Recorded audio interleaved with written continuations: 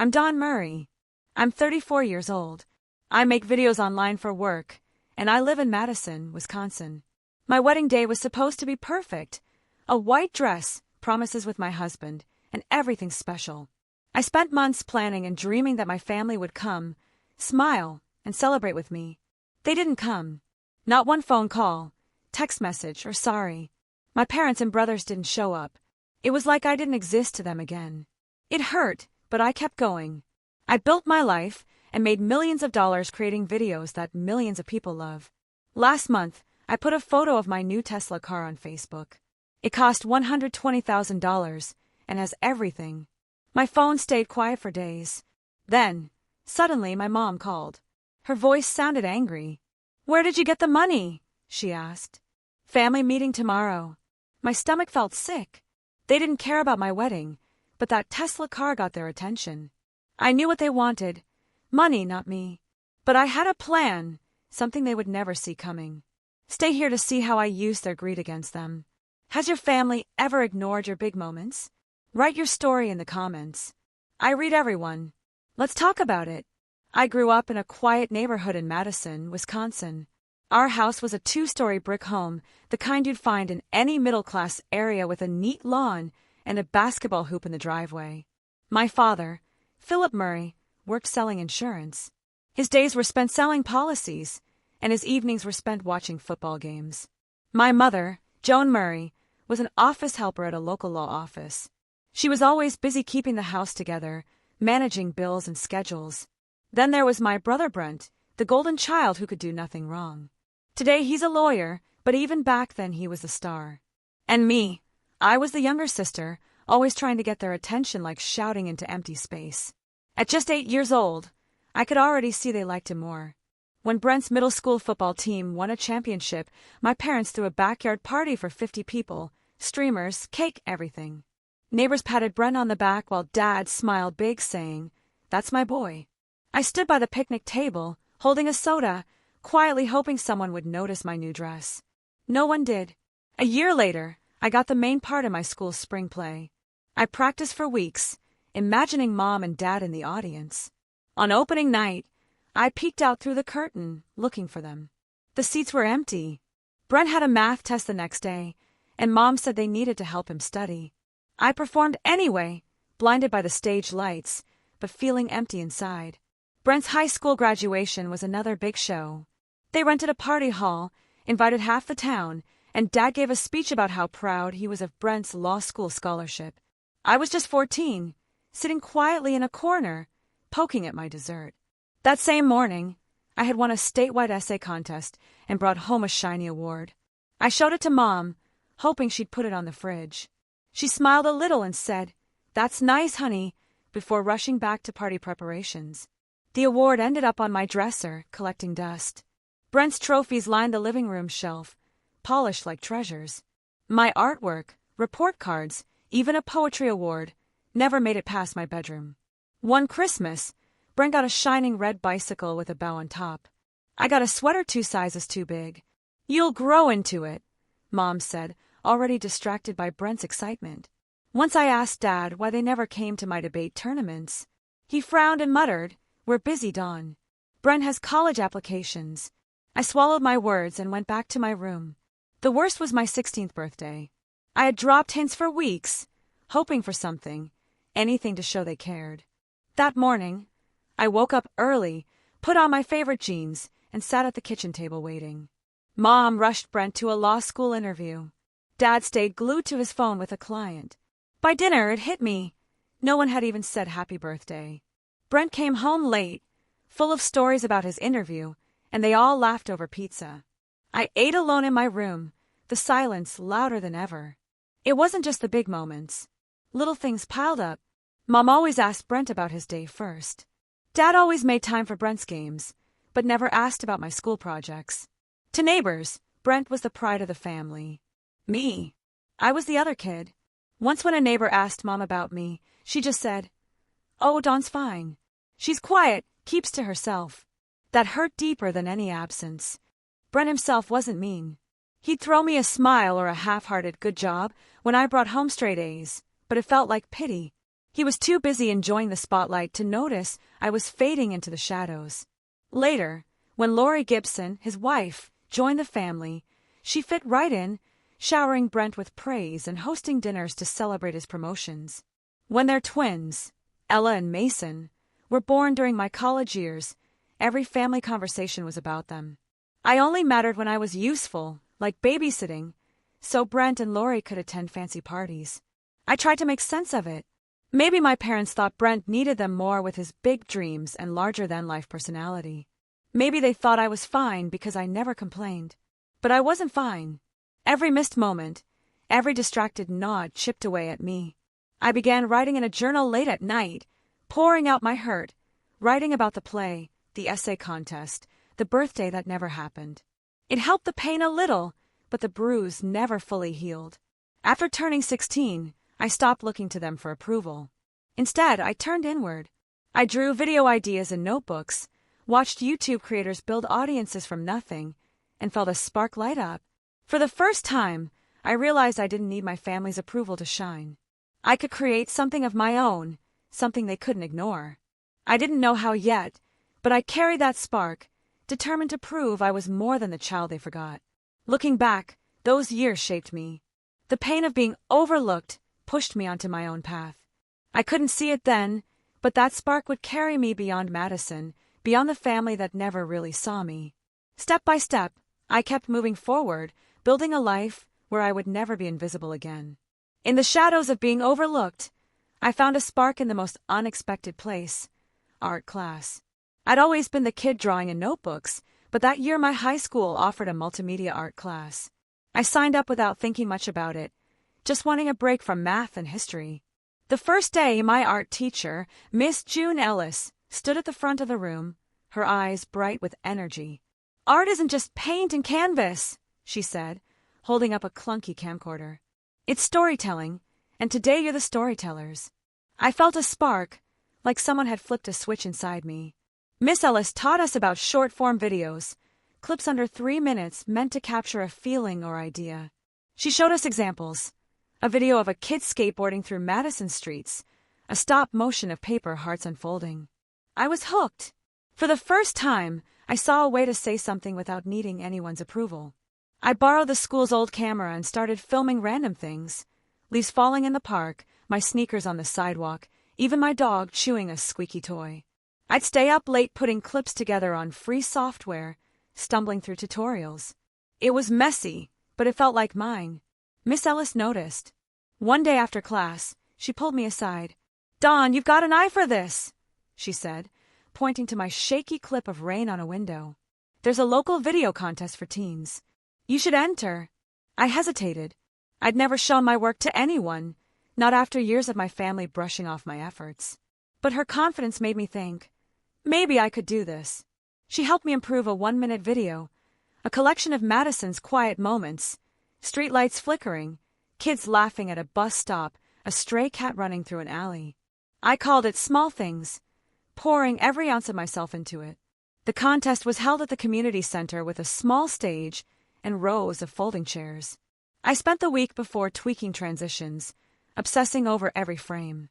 I told Mom about it over dinner, my voice shaky with hope. "It's a big deal," I said, sliding the flyer across the table. She glanced at it, then said, "Sounds fun, Dawn. Brent's got a mock trial this weekend, so we're swamped." My heart sank, but I pushed it down. I asked Dad later, thinking he might show up. "I've got a work thing," he said, not looking up from his newspaper. Brent just shrugged, already on his phone. I went anyway. Alone, my stomach knotted with nerves. The night of the contest, I sat in the back, clutching my program. Other kids' videos played, some funny, some artsy, all good. When Small Things came up, I held my breath. The room went quiet as my clips filled the screen. A close-up of dew on grass, a slow pan of a frozen lake, music I'd found online tying it together. When it ended, people clapped, real, loud applause. I felt alive, like I'd finally said something worth hearing. Then they announced the winners. "First place, Dawn Murray," the judge called. I froze, then stumbled to the stage, gripping a small trophy. Strangers congratulated me, but I kept scanning the crowd for mom or dad. The seats stayed empty. I walked home that night, trophy in hand, the streets lit by pale street lights. I'd won, but the high faded fast. My family didn't even ask about it the next day. At breakfast, Mom was busy praising Brent's mock trial win, and Dad was on a call. Brent tossed me a "cool, Dawn" when I showed him the trophy, but it felt like an afterthought. I wanted to scream, to make them see what I'd done, but I didn't. Instead, I went to my room, opened my laptop, and started editing again. If they wouldn't notice, I'd make others notice. That's when I started my YouTube channel. I called it Dawn's Lens. Nothing fancy, just a place to share my clips. I uploaded small things first, expecting maybe 10 views. By the end of the week, it had 100. Comments trickled in, people saying they love the vibe, the way I captured little moments. One wrote, "This feels like home." I read it over and over, my chest tight with something new pride. I wasn't invisible to them. I kept going, filming more. Kids playing at the park, a street fair's bright chaos, even a time-lapse of clouds over Madison's Capitol building. Each video was a step away from needing their approval, proof I could matter. Miss Ellis kept pushing me. She'd check in after class, suggesting new techniques or software. "You're telling stories no one else can," she'd say, handing me a book on video editing. I devoured it, learning cuts, fades, and sound mixing. I'd spend hours in the school's computer lab, headphones on, ignoring the world. My channel grew slowly. 200 subscribers, then 500. It wasn't viral, but it was mine. Every like, every comment felt like a nod from someone who saw me. I didn't tell my family about the channel. Once I tried showing Mom a video with 1,000 views. "That's neat," she said, already turning to answer Brent's phone call. It hurt, but I was done begging for their attention. I'd found something better, a way to create, to connect, to build something they couldn't take away. That contest, that trophy, those early subscribers, they were proof I could be more than the kid my family forgot. I didn't know where it would lead, but I knew I wasn't stopping. When I stepped into college, I carried big dreams. I'd gotten into a top communications program at a university in Madison, Wisconsin, with a partial scholarship. It didn't cover everything, so I pieced together the rest with student loans and a part-time job at a campus coffee shop. Mornings meant brewing lattes. Evenings meant lectures. And nights were for editing videos on my old laptop. My parents didn't help pay. They were too focused on my brother's law school. But I didn't need their help. I was chasing a future that was mine alone. My first year was nonstop. I juggled shifts, assignments, and my YouTube channel, Dawn's Lens. I posted short clips, dorm life collections, skits about exam stress that pulled in a few thousand views. It wasn't much, but it kept me going. In my second year, I took a digital media class with my professor, Alan Burke. He was intense, pacing the lecture hall, urging us to see beyond the frame. One day, he screened my video, a 2-minute piece on late-night study sessions set to lo-fi beats. "This has soul," he said, leaning on his desk. "Dawn, you're not just creating, you're speaking." I walked out feeling like I could take on the world. Professor Burke became my mentor. In my third year, he invited me to join a national digital content project, a competition backed by a major media company. It was a big deal. Teams from universities across the country crafting short campaigns for a nonprofit. I led a group of 4, pitching a series of 1-minute videos on mental health awareness. We spent months storyboarding, filming student interviews, and adding subtle animations.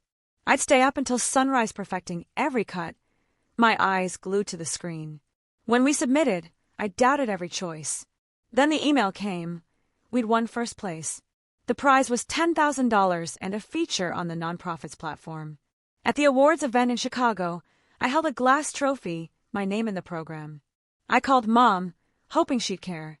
"Nice job, Dawn," she said, distracted. "Your brother's closing a big case." I hung up, gripping the trophy tighter. That one fueled me.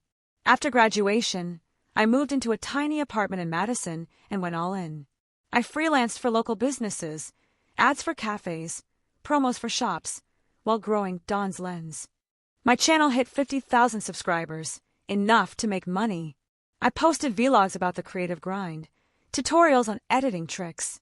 One video, a breakdown of making a viral clip, exploded to 100,000 views.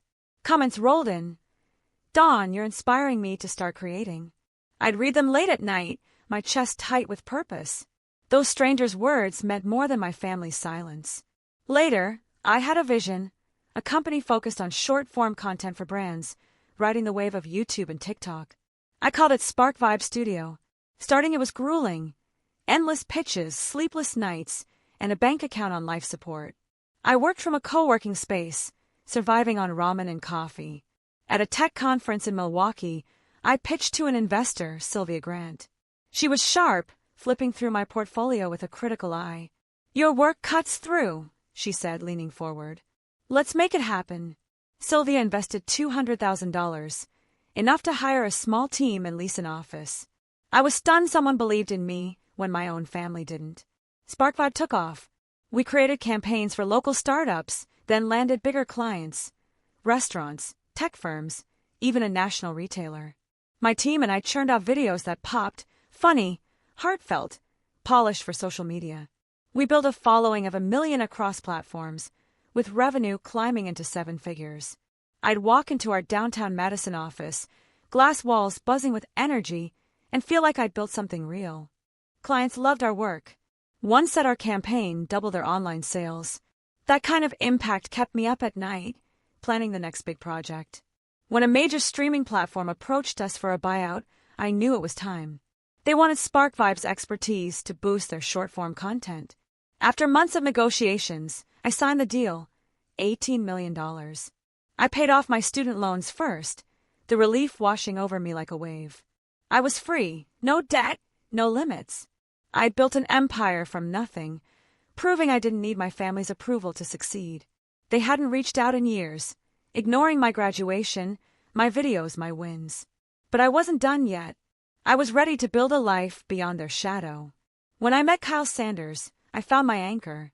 We met at a coffee shop where I was editing a video between Spark Vibe meetings. He was at the counter ordering a black coffee, his flannel sleeves rolled up, a quiet confidence in his smile. We started talking about work, life, Madison's brutal winters. He was a mechanical engineer, steady but warm. And by the end of that chat, I wanted to see him again. We started dating, stealing moments between my late-night edits and his long shifts at a firm. He'd bring me takeout during deadlines. I'd drag him to art fairs, laughing when he faked understanding my video rants. For the first time, I felt truly seen. A year later, Kyle proposed. It was simple, just us on a park bench, the lake nearby shimmering. He pulled out a ring, hand steady, and said, "Dawn, you're my home. Marry me." I said yes, my heart racing, picturing our future. Planning the wedding was a whirlwind. I picked a small garden venue with string lights, perfect for a summer evening. I chose a soft ivory gown, feeling like a dream. I sent invitations to my family, my father, my mother, my brother, hoping they'd show. I called Mom, voice tight. "It's my wedding," I said. "Will you be there?" She paused, then said, "We'll try, Dawn. Brent's got a big case." My stomach nodded, but I kept planning, telling myself it didn't matter. The wedding day arrived. I stood before a mirror, adjusting my veil, nerves buzzing. Kyle squeezed my hand, whispering, "You're beautiful." I walked down the aisle, his eyes locked on mine, and for a moment, everything was perfect. But as I glanced at the crowd, my family seats were empty. No Dad, no Mom, no Brent. I'd held out hope until the last second, thinking they'd show. They didn't. No call, no text, no card. The ceremony went on. Vows, tears, applause, but their absence cut deep. I smiled, leaning into Kyle, but inside I was shattering. They'd skipped the day I needed them most. Kyle's family filled the gap. His parents, warm and loud, pulled me into hugs, calling me our Dawn. His sister planned a dance playlist, getting everyone on the floor. After the ceremony, they hosted a backyard reception at their house. Picnic tables, homemade pie, laughter. Kyle's dad raised a glass, saying, "To Dawn and Kyle, here's to family." My throat tightened, torn between gratitude and pain. Their warmth highlighted my family's coldness. I'd spent years chasing my parents' approval, but here was a family who embraced me fully. Still, as I danced with Kyle's cousins, my family's absence lingered like a bruise. After the wedding, Kyle and I built a life together. We rented a small house in Madison with a porch for weekend coffee. He'd sketch designs for work. I'd edit Spark Vibe videos, and we'd toss ideas back and forth. When Spark Vibe hit rough patches, clients delaying payments, a team member quitting, Kyle was my rock. "You've got this," he'd say, pulling me close. I supported him too, listening when project deadlines stressed him out. We argued over small things, dishes, dog walks, but we were a team, something I'd never had growing up. Kyle's family became my own. His parents invited us for Sunday dinners, serving roast and potatoes. His sister called to check in, asking about my latest projects. When Spark Vibe landed a big client, they threw a small party with a goofy banner. Their support was everything I'd wanted as a kid, but every time I sat at their table, a quiet ache remained. My family didn't just miss my wedding. They acted like it never happened. I sent them photos, hoping for a spark. Nothing. I called Mom once, asking if she'd seen the album. "It's lovely," she said, then talked about Brent's kids. I stopped reaching out. After selling Spark Vibe for $18 million, I paid off our loans, the relief overwhelming. Then I splurged. A sleek electric blue Tesla, $120,000, parked proudly in our driveway. I posted a photo on Facebook, not expecting much, just sharing a moment of pride. My family hadn't contacted me in years, ignoring my wedding, my wins. But that Tesla photo caught their eye, setting the stage for something I'd been waiting to face. Living with Kyle taught me family isn't just blood. It's the people who show up, who see you. Kyle cheered my successes, held me through doubts. His parents gave me warmth I'd never known. Yet my family's silence still hurt. Every milestone, our house, 1 million followers, felt bittersweet without them. I'd lie awake wondering why I wasn't enough. Kyle would say, "You're enough for me." It helped, but the pain stayed, a reminder of what I'd overcome. A week after posting the Tesla photo, Mom called asking for a family meeting. Her voice was clipped, formal, like she was scheduling a dentist appointment. "We need to talk, Dawn," she said. "Can you come to Madison?" I froze, my phone heavy in my hand. Years of silence. And now this, because of a car. Kyle sat beside me, his hand on my shoulder. "You don't have to go," he said. But I did. I needed to face them, to finally say what I'd held back for years. The drive to my parents' house in Madison felt endless. I gripped the steering wheel, my knuckles white, rehearsing what I'd say. Kyle offered to come, but I told him this was mine to handle. I pulled up to the familiar brick house, the same one I'd grown up in, now feeling like a stranger's. My father opened the door, his face neutral. "Good to see you," he said, as if I'd just been there last week. My mother was in the living room, setting out coffee. Brent sat on the couch, scrolling his phone. No one hugged me. The air was thick, like we were all holding our breath. We sat around the dining table, the same one where I'd once begged for their attention. Mom started, her voice overly warm. "Dawn, we saw your car. You've done well." I nodded, waiting for the catch. Brent leaned forward, cutting to it. "Ella and Mason need help with college," he said, referring to my niece and nephew, Ella and Mason Gibson. "Tuition's steep, and I'm underwater with my mortgage. You've got the means now." Dad chimed in, his tone matter-of-fact. "Family steps up, Dawn. That's how it works." I stared at them, my pulse racing. They hadn't called in years, hadn't come to my wedding, but now they wanted my money. I took a deep breath, my voice steady but sharp. "You want to talk about family?" I said. "Where were you when I got married? When I walked down the aisle alone looking for you?" Mom shifted, her eyes on the table. "We were busy, Dawn," she said. "Brent had his case." I laughed, bitter. "You were busy for my entire life. My plays, my contests, my graduation. You were never there. But now you see a car and suddenly I'm family." Brent rolled his eyes. "Don't make it dramatic," he said. "We're just asking for help." Dad nodded. "You've got millions. What's a little for your niece and nephew?" Their words hit like punches, but I was done shrinking. "I built my life without you," I said, my voice rising. "I won awards, started a company, sold it for $18 million, all while you cheered for Brent's every move. You didn't even send a card for my wedding." Mom's face tightened. "We meant to," she said weakly. "Meant to doesn't cut it," I snapped. "You chose him over me, every time. Now you think I owe you." I don't. The room went quiet, their faces a mix of shock and guilt. Brent muttered, "You're being selfish."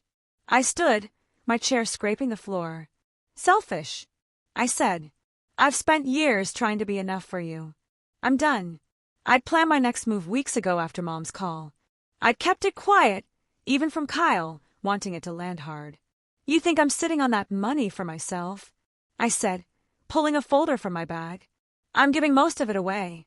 I slid the papers across the table, a press release already sent to local news. I donated $15 million to a children's education charity, funding scholarships for kids who'd never had a chance. "This is what family means to me," I said. "Helping people who need it, not people who ignored me until they saw dollar signs." Mom's hands shook as she read the document. $15 million, she whispered. Dad's face went red. "You're throwing it away," he said. Brent slammed his hand on the table. "That could have set Ella and Mason up for life." I met his eyes, unflinching. "You set them up," I said. "I did this for kids who don't have anyone. You had your chance to be my family. You chose not to." I turned to leave, my heart pounding but lighter than it had been in years. As I walked out, Mom called after me. "Dawn, wait," she said, her voice breaking. I paused at the door, not turning. "We're sorry," she said. "We didn't know how much we hurt you." I wanted to believe her, but apologies now felt hollow, tainted by their request for money. "You knew," I said quietly. "You just didn't care." I stepped outside, the door closing behind me. The weight of their neglect didn't vanish, but I felt free, like I'd finally reclaimed my voice. Driving back to my house, I thought of Kyle, his parents, the life we'd built. They were my family now, the ones who showed up. The charity donation wasn't just a statement. It was my way of giving back, of turning pain into purpose. News of the donation spread fast. My phone buzzed with messages from strangers thanking me, calling me an inspiration. I didn't need my family's approval anymore. I'd built something bigger than their rejection, and I wasn't looking back. After the family meeting, I walked away with a freedom I'd never felt before. I drove back to my house in Madison, Wisconsin, the weight of years lifting off my shoulders. I'd said everything I needed to, laid bare the pain of their neglect. There was no going back. I blocked my parents' and brothers' numbers, deleted their emails, and unfollowed them online. It wasn't easy. Cutting ties with family feels like carving out a piece of yourself, but it was necessary. I was done chasing their approval, ready to focus on the life I'd built with Kyle and the purpose I'd found in giving back. The fallout came fast. I heard through mutual friends that my brother Brent lost his house. He couldn't keep up with the mortgage payments he'd mentioned at the meeting, and the bank took it back. My niece and nephew, Ella and Mason, had to move into a smaller apartment with him. Philip and Joan pushed back their retirement plans. They'd been counting on financial help, maybe from me, maybe from Brent's imagined success, but now they were stuck working extra years, taking on side jobs to cover bills. Part of me felt a pang, thinking of Ella and Mason caught in the mess. But I'd offered them love for years, gifts reached out. They'd ignored me, just like their parents had. I couldn't fix their choices. Kyle was my rock through it all. We'd sit on our porch, sipping coffee, talking about what family really meant. "You did what you had to," he'd say, his hand over mine. "You're not responsible for them." He was right. I'd spent my life trying to earn a place in my family, but they'd shown me where I stood. Cutting them off wasn't just about anger. It was about protecting my peace. With Kyle, I had a partner who saw my worth. His parents called me weekly, checking in, sending recipes or silly memes. Their warmth filled the void my family left, proving love doesn't need blood ties. I threw myself into work, but not like before. After selling Spark Vibe, I didn't start another company. Instead, I focused on the charity I donated to, a foundation for children's education. I started volunteering, mentoring kids who reminded me of my younger self, hungry for a chance, overlooked by the people closest to them. One girl, Mia, wanted to be a filmmaker. I spent weekends teaching her how to edit, watching her eyes light up as she cut her first video. "You're amazing, Dawn," she said once, hugging me. Those words hit harder than any award I'd won. They weren't just validation. They were proof I was making a difference. The community became my anchor. I spoke at local schools, sharing my story of building a career from nothing. Parents and kids approached me after, saying I'd inspired them to chase their dreams. One teacher emailed me, "You gave my students hope." I'd read those messages late at night, feeling alive in a way I never had growing up. My work wasn't about views or money anymore. It was about impact. I partnered with a charity to fund workshops teaching kids how to tell their stories through video. Each smile, each thank you rebuilt a piece of me that my family had broken. Looking back, I saw the lesson clearly. My worth didn't come from my family's approval. It came from within, from the choices I made, the people I lifted up. Growing up, I'd felt invisible, always second to Brent. But I wasn't that girl anymore. I'd built a career, a marriage, a purpose, all without them. Cutting them off wasn't just closing a door. It was opening my life to people who valued me. I didn't need their apologies or their pride. I'd found my own. Sometimes I'd drive through Madison, passing places tied to my past. The park where I'd filmed my first videos, the coffee shop where I met Kyle. Those memories didn't hurt anymore. They were chapters in a story I'd written myself. Kyle and I started planning new adventures, travel, maybe a family of our own. His parents joked about grandkids, sending us baby name lists we'd laugh over. The future felt wide open, not weighed down by old wounds. I still thought about my family sometimes, wondering if they'd ever understand what they lost. But I didn't dwell on it. I'd spent too long waiting for them to change. Now I was living for me, for Kyle, for the kids like Mia who needed someone to believe in them. My story wasn't about their rejection anymore. It was about my strength, my choices, my heart.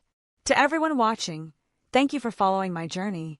It's been raw, real, and not always easy to share. If this story spoke to you, drop a comment below. Tell me your thoughts, your own experiences. What's your story of finding your worth? And if you haven't already, hit that subscribe button.